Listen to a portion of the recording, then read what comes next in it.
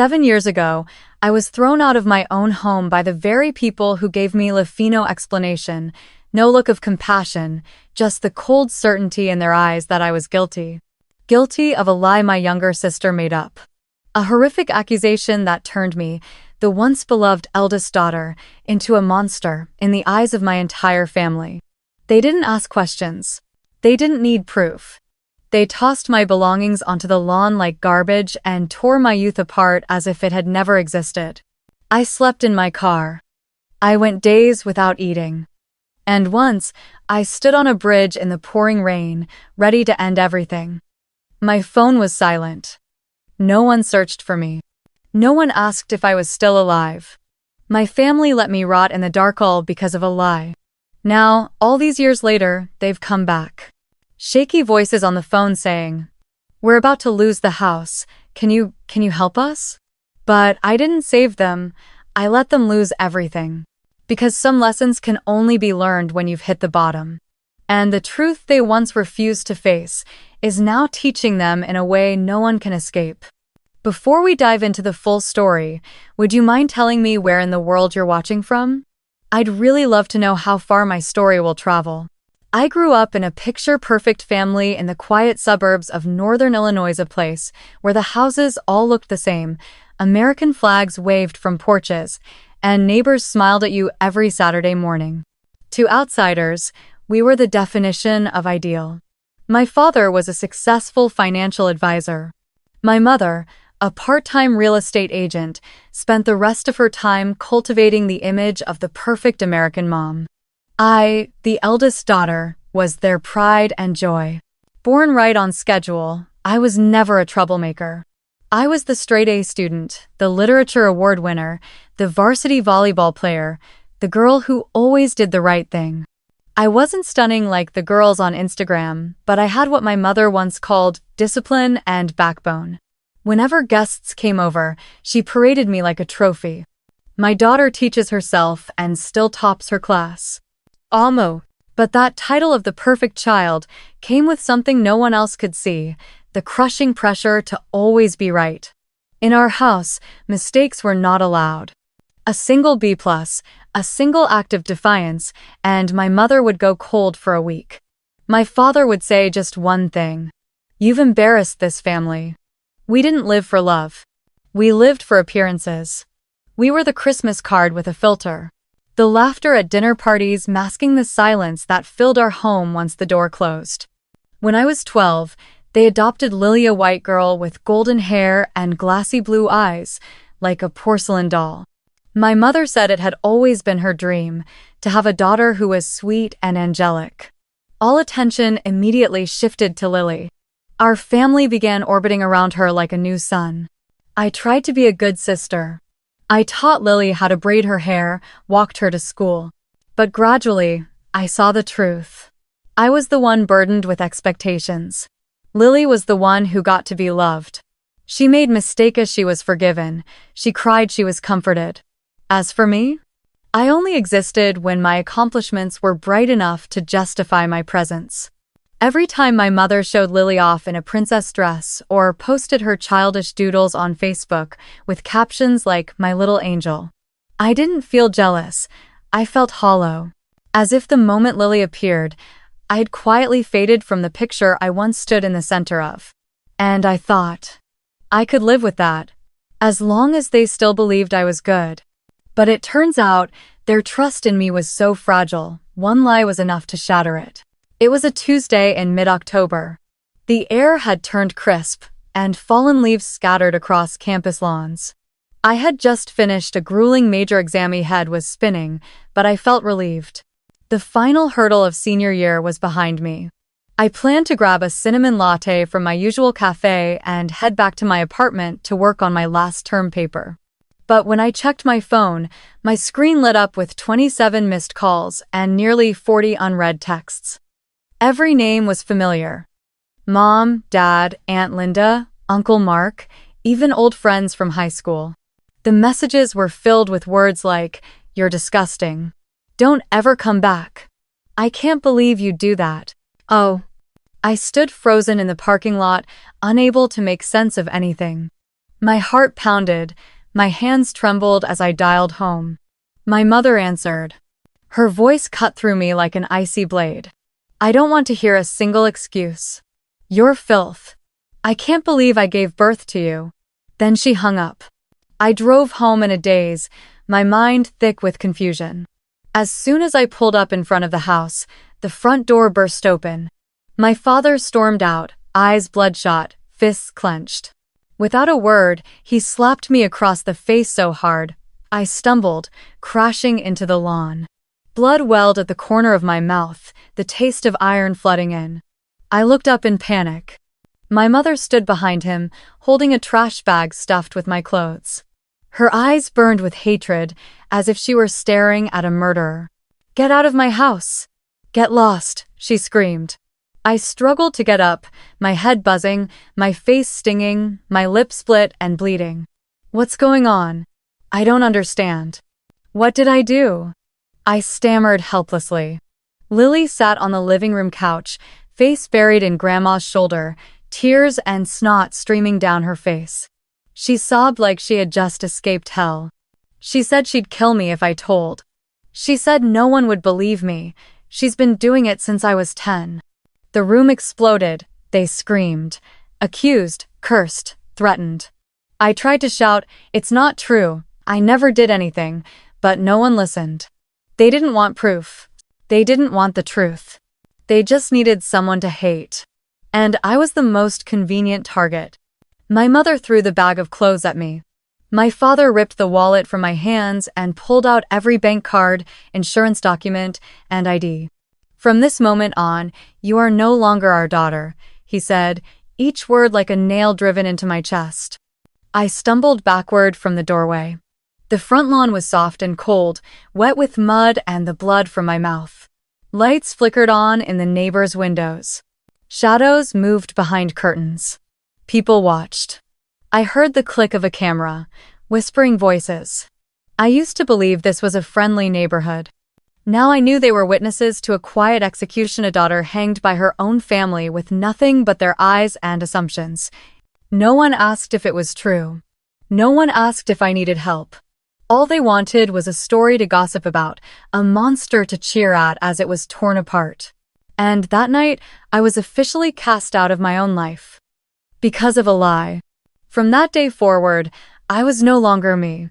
In just one afternoon, my entire world collapsed like a sandcastle in a rising tide. The joint bank account with my father was locked. The tuition payment for my final semester never came through like it used to.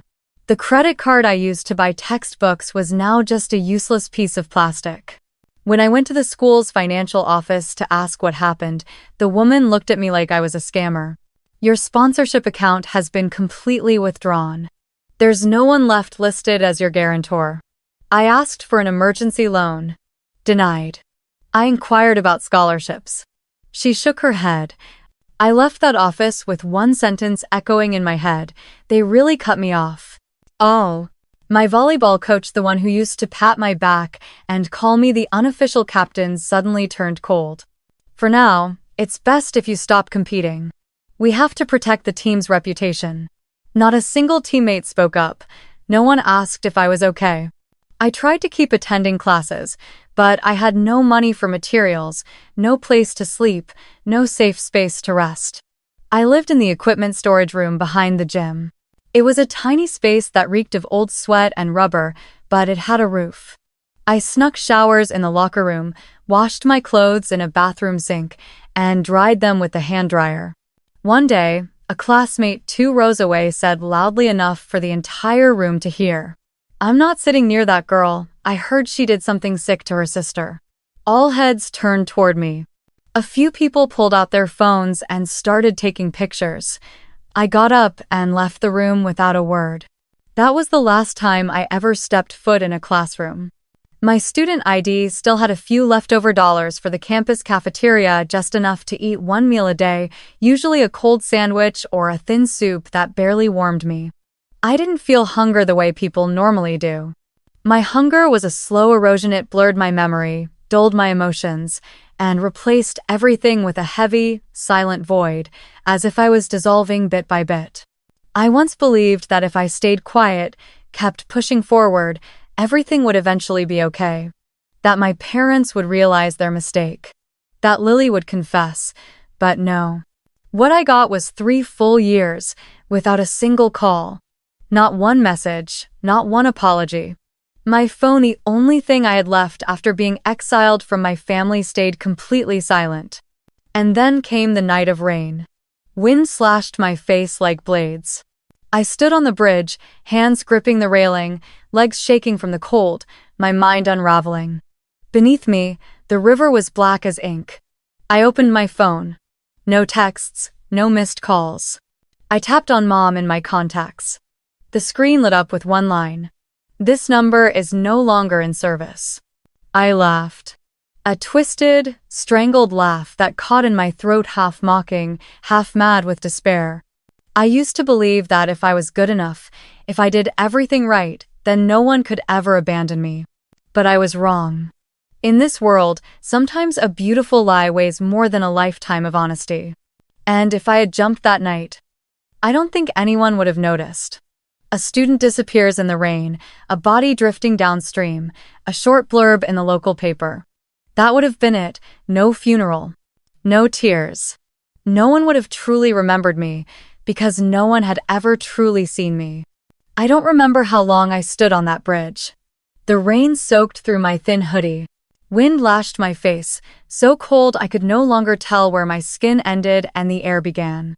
All that remained was a single thought echoing over and over in my mind. No one needs me. No one believes me. No one will cry if I disappear.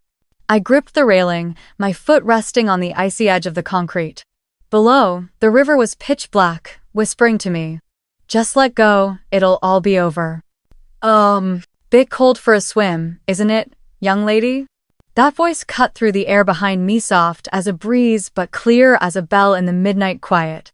I startled, almost slipping, catching myself on the rail just in time. I turned and saw an older man standing a few feet away. He wore a worn-out military jacket and held a rusty fishing rod. His face was weathered by time, solid and calm, as if this were just another peaceful evening walk after dinner. "I'm sorry," I stammered. "I didn't mean to cause any trouble. I'll leave." "No," he said, taking a step closer, stopping just a few feet from me, his eyes fixed gently on my face. "If I walk away now, it means I'm letting it happen. And in war, turning away means your brother dies." I stood frozen. His words weren't comforting, they weren't forceful, they were something else entirely, like a rope catching me just as I was falling into the void. "I'm not anyone you know," I whispered. "You don't owe me anything." He shook his head slowly but firmly. Everyone stood at the edge at least once. The question is, did someone choose to stand there with them? I don't remember how he managed to lead me back to his house. Maybe I was too exhausted. Maybe, deep down, there was still a sliver of me that wanted to be saved. Frank's house was small but meticulously neat. Every pair of shoes lined up perfectly. The books on the shelves were aligned with precision. He led me to the bathroom and handed me a soft cotton outfit that had once belonged to someone. My son's. He died in Afghanistan, but he wouldn't mind. After I showered, I sat at the kitchen table, hair still dripping, wearing the oversized t-shirt like a blanket around me. Frank placed a bowl of warm soup in front of me, with a slice of peanut butter toast on the side. The smell rose up, simple, but strangely comforting. I ate like someone who had never truly known what hunger was. He didn't ask, he didn't speak.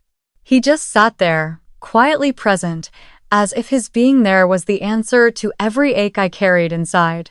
And then I began to tell my story. Bit by bit.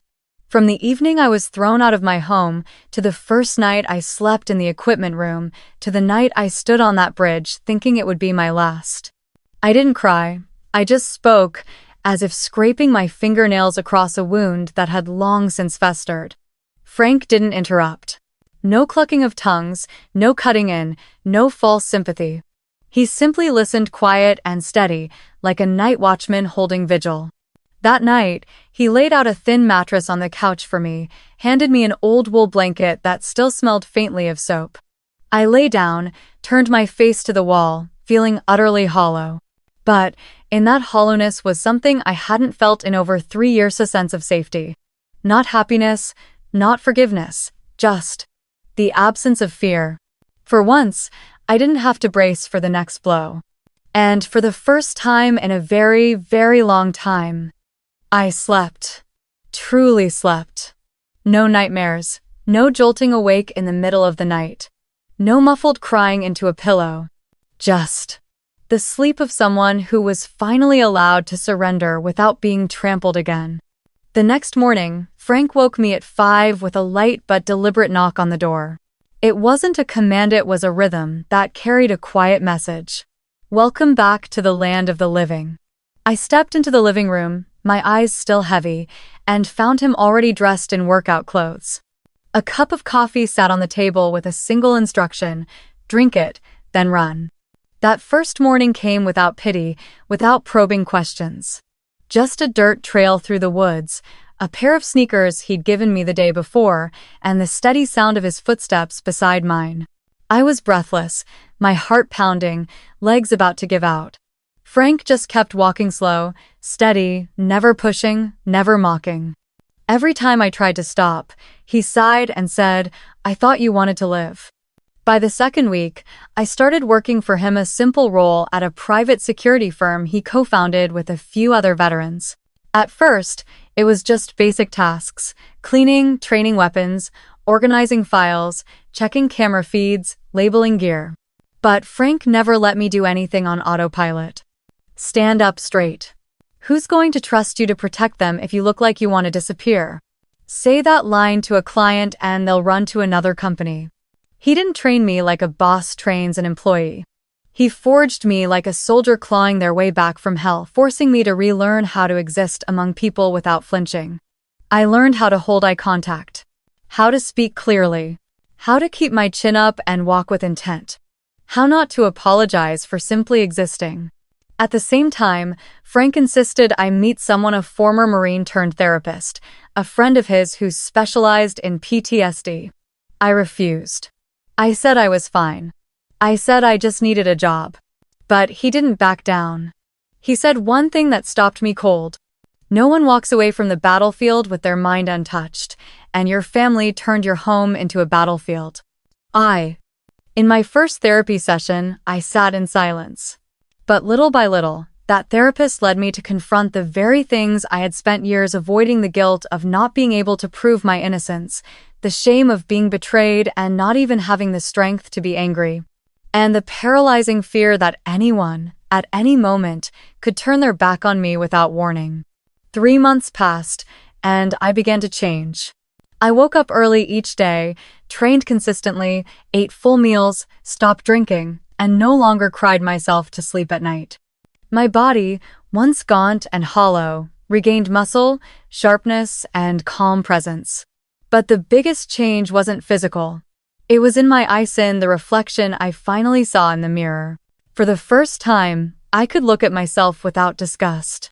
One afternoon, while I was cleaning a mock training rifle, Frank stepped in. He stood there for a moment, then said, "You survived something most people don't make it through. But surviving isn't enough. You have to live." I looked at him, the cloth still in my hand. He stepped closer and placed a firm hand on my shoulder. "Build a life no one can take from you. Not by asking permission, but by choosing it." I used to believe I was disposable. But from that moment on, I understood I was no longer the victim of a lie. I was the woman rising from her own ashes. And this time, I would never let anyone, not even family, define my worth again. I met Alex, who would later become my husband, in an early autumn afternoon at a contemporary art exhibition where Frank's security company had been hired to manage safety. By then, I'd been working nearly 3 months, used to the discipline, used to the silent, hollow calm that lived inside me. Frank simply said, "My nephew will be there. He's handling logistics for the event. Just coordinate with him."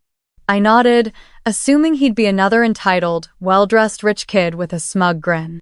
And when I saw Alex for the first time, I was even more convinced I was right. Neatly combed blonde hair, sleeves rolled on a crisp white shirt, a deep voice with a cool, measured tone. He didn't look at me like a colleague. He looked at me the way someone studies a layout, identifying me as a security asset, present, quiet, and out of the way. I didn't need his attention anyway. I arrived early, checked the emergency exits, scanned the temporary camera feeds, and maintained a respectful distance. But then I overheard him talking to an elderly guest. The man was sneering at a piece of art, dismissing it as soulless, trash. Alex smiled slightly and replied, "Maybe it was created by a soul no one listens to anymore." I froze. Not because of the words themselves, but because I knew exactly how that felt. We started talking after the exhibit. A few polite exchanges. Then a spontaneous coffee. Then one evening, he offered me a ride when it began to rain and I had forgotten my jacket. Alex didn't talk much, but whenever I spoke, he really listened, and for the first time in years, I didn't feel like I had to hide any part of myself. He didn't know about my past. I hadn't told him. I was afraid. Afraid that if he knew, everything would collapse again, just like before. But 6 months later, when we were officially dating, when his hand held mine as if it had always belonged there, I knew I couldn't keep it hidden any longer. One evening, I invited him over. We had dinner, listened to soft jazz, bathed in the glow of warm yellow lights. I sat on the sofa, looked into his eyes, and said, "There's something I need to tell you. Something that might change the way you see me." And I told him. Every detail. I left nothing out. From the accusation to my father's slap, from the nights curled up in the sports equipment room to the time I stood on the bridge, ready to end it all. I told it in a steady voice, as if I were recounting someone else's story. But my hands were ice cold, and my heart was pounding so hard it felt like I couldn't breathe. When I finished, I couldn't look at him. I braced myself for silence. For the retreat. For that familiar shadow of doubt.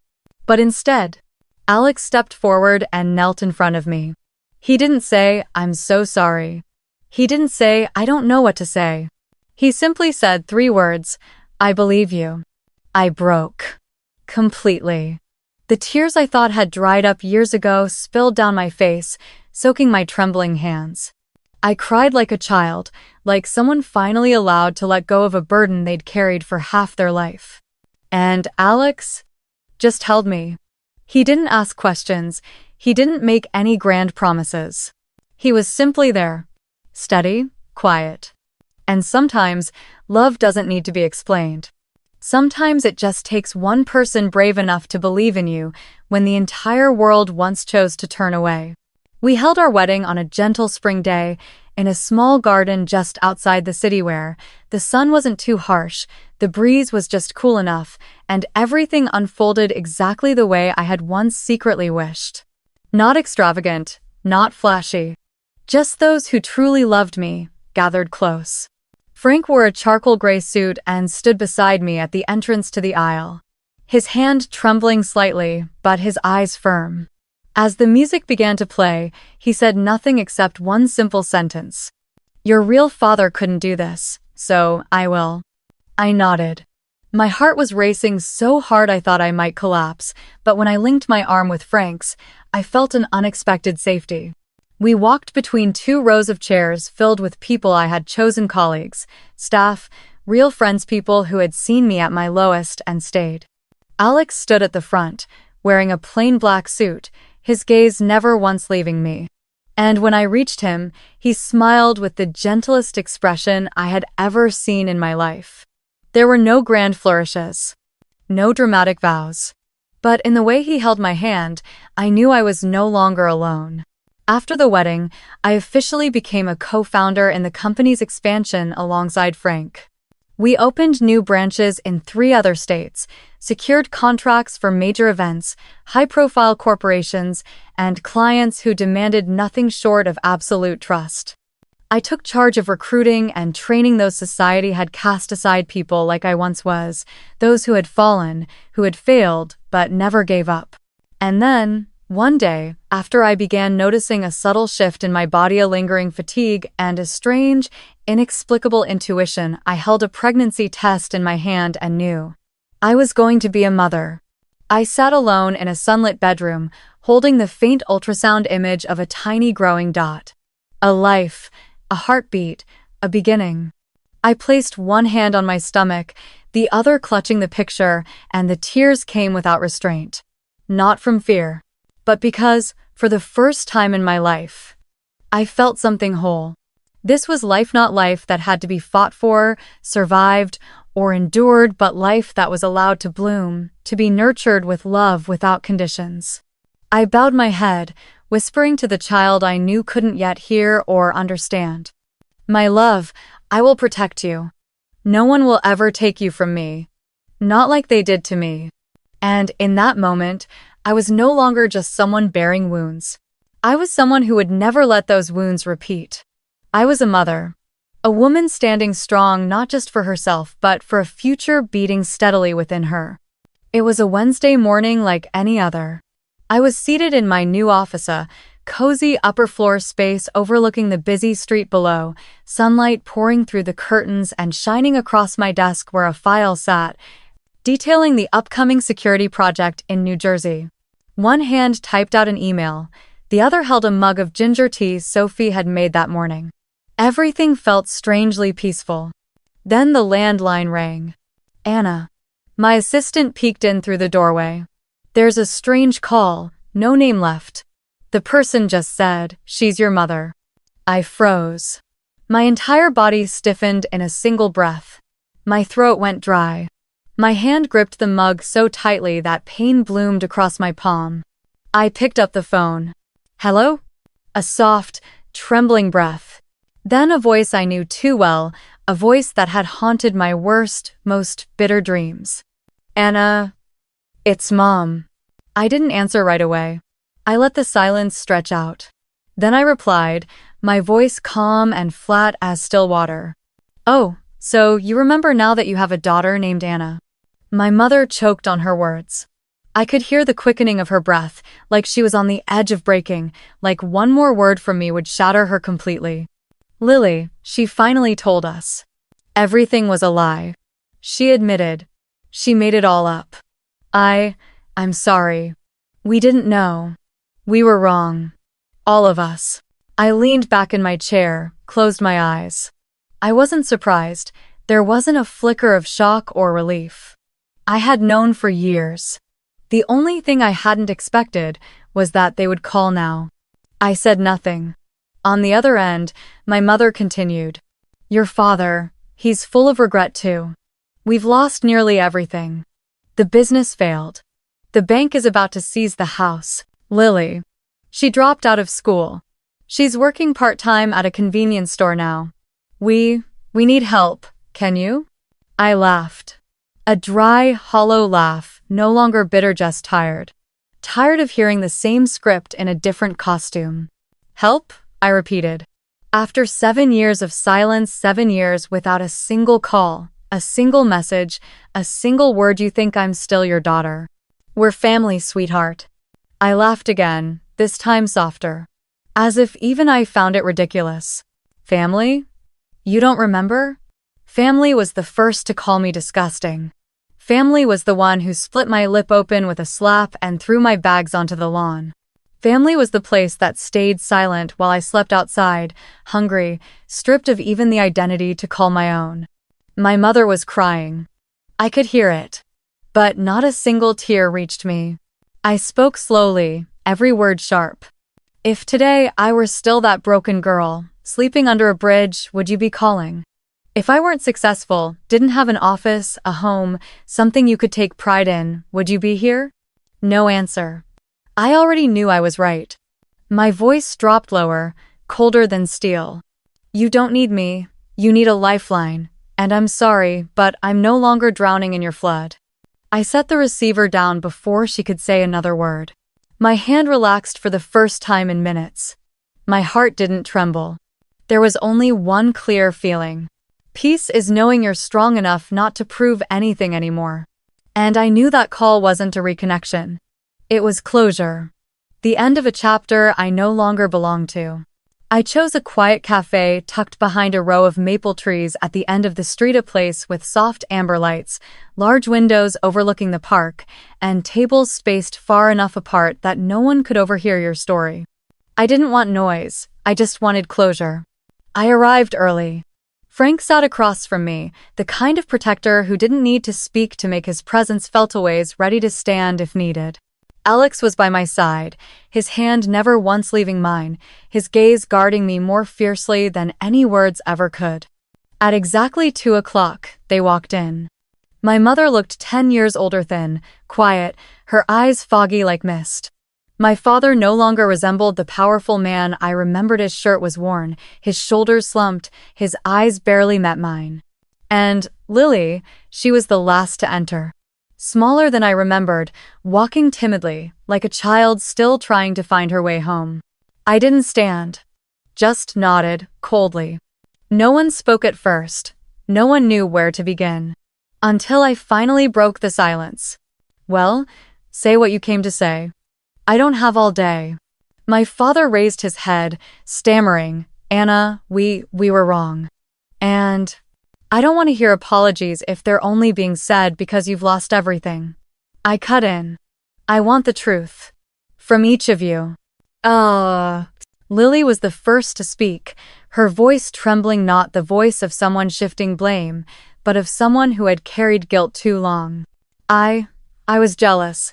I just wanted Mom and Dad to love me like they loved you. They always talked about you like you were perfect. I felt like a shadow. And when I lied, I didn't think it would go that far. I just wanted them to see me, to care, to believe me. I looked at her. She was crying not because she'd been caught, but because she'd lived with the weight of her mistake too long, too afraid to stop. I forgive you. I said, not loudly, not softly. You were 15. You didn't understand the consequences. You were wrong, but you were still a child. And children don't lie to destroy. They lie because they want to be seen. The whole table fell silent. Then I turned to my parents. But what about you? My voice dropped lower, each word slicing through the air like a razor. You were old enough to know better. Experienced enough to tell truth from lies. Wise enough to ask for proof before casting judgment. But you didn't need proof. All you needed was an excuse to keep up the illusion of the perfect family.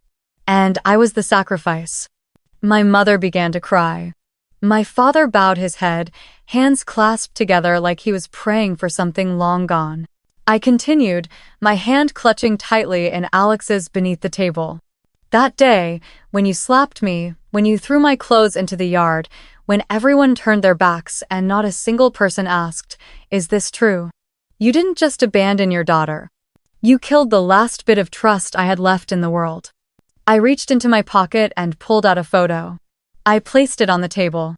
It was bruised, split-lipped, eyes dark and swollen.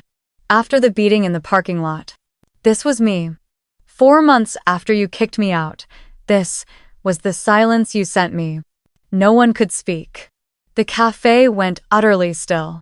I looked at them one more time, people who were once my entire world, now just strangers wrapped in the crumbling shell of a family that no longer existed. I didn't come here to ask for justice, I said, my voice strangely calm. Because I've already found my justice in peace, in love, in the child I'm carrying, and I don't need either of you to complete it. I stood up. Alex rose with me. Frank gave a silent nod, like a man acknowledging the strongest woman he had ever known. I looked at them one last time. I didn't come here for revenge. I came to end this. This ending was your choice, not mine. And then I turned and walked away. Behind me were 3 people crumbling to pieces.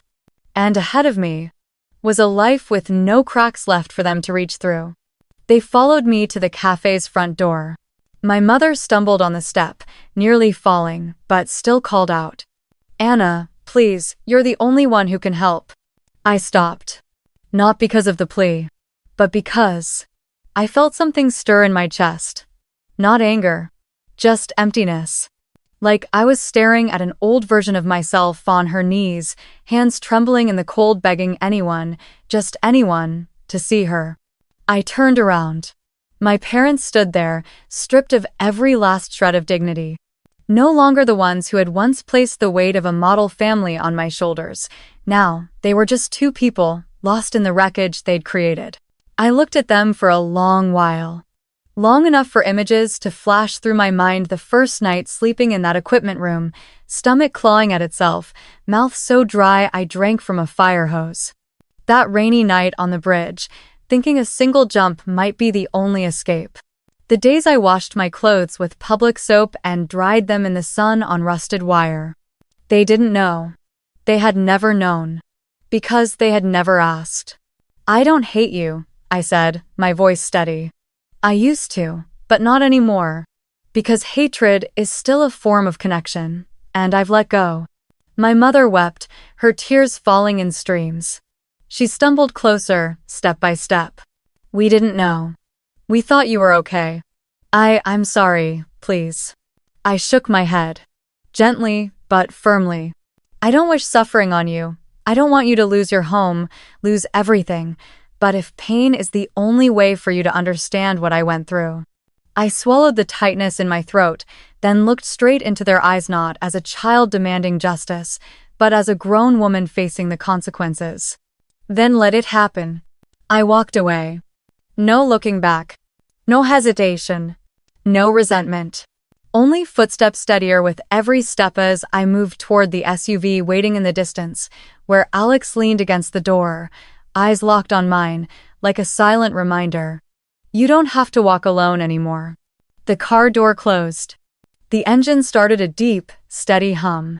And for the first time in my life, I left without carrying any weight. No emotional debts left to repay. No family with the power to dim the light I had spent my youth fighting to reclaim. The ultrasound room glowed dimly with soft blue light, its warmth held together by whispers of joy not yet spoken.